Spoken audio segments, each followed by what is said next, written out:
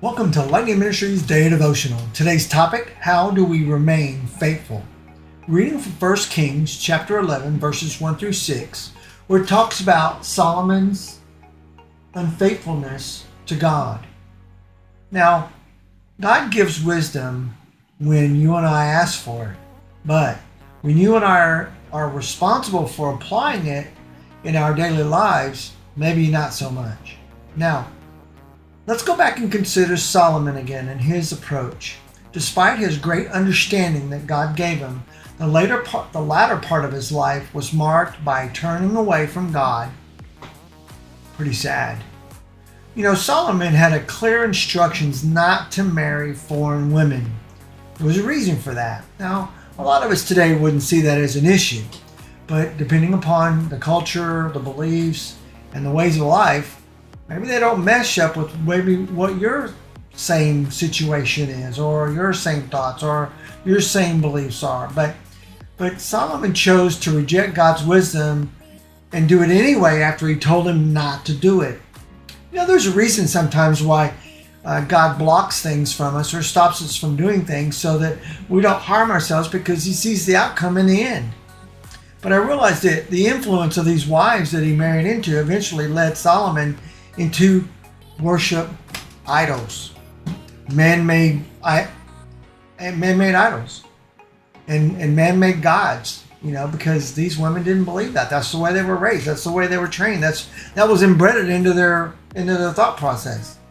And Solomon, maybe his lust or his desires to please them or whatever, fell into it too, thinking, "Oh, it's okay. It shouldn't be a problem." But in the end, and unfortunately, the downfall of this was for the wisest man who ever lived, is the fact that he was warned and helped in warning, and that also applies to us too. Now, no matter how long or how strong that we think we aren't above making choices that could cause you and I to turn away from the Lord Jehovah. Over time, though, I find that some small decisions to ignore God's principles can be devastating or culminate in an effect like slight compromises in how you and I live can put us on a path leading away from God and his perfect plan for our life. Realize that sometimes we make choices, and the choices that we make, we think that God is in on it. But what it is that we're the ones that's in on it, and we're hoping that God will catch up and work with us through it. But the sad part is that he will get us back on the right path if we'll just take the time to believe and trust him. But I ask you a question, and hopefully you got an answer for it for yourself. Is there anything in your life that you shouldn't be doing or shouldn't be there doing? Next question. Have you been justifying it? Like, I know God wants me to have this, or I know God wants me to do that. But the problem is that, have you really prayed about it? Have you meditated on it? Have you heard God tell you through his word or through another discerning believer? Not someone that's a believer that doesn't discern that what you're doing is good or right or in line with God's will? Well, I say this, if so, then ask the Lord for forgiveness and submit that habit or tendency or situation directly to him. He's waiting with open arms if you'll do that. Now choose to apply the gift of God's wisdom to your life decisions every day. And today and throughout the entire time that you're here on this earth until you're called home. Now, let us all stay faithful to walk in wisdom at all times. I know the word says that we're working out our salvation. We're trying to do better. We're trying to become more Christ-like and all these things. But you know what? When we have the certainties of God, the promises of God, the laws of God that help us, to guide us, to direct us, to give us the thought process that aligns with his will. Aligns, like straight line.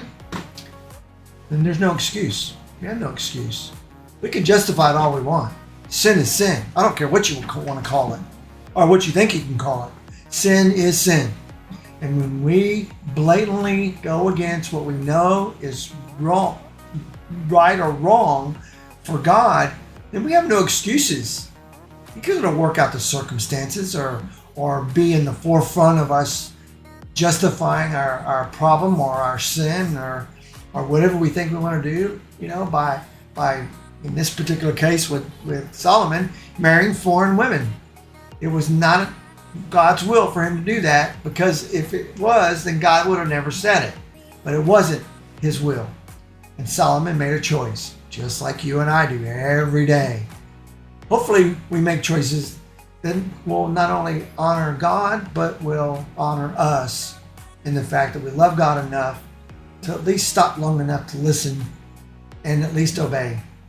Well, regardless of where you're at in your walk or what you believe God is asking you to do, I challenge you today to seek God's wisdom through His Word, through prayer, meditation, and ask Him before you step out and do something without His direction.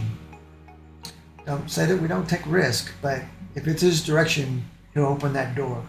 So with all that said, thank you for coming, taking the opportunity to listen to what God is sharing with me, to share with you and encourage you that we can remain faithful when we trust God.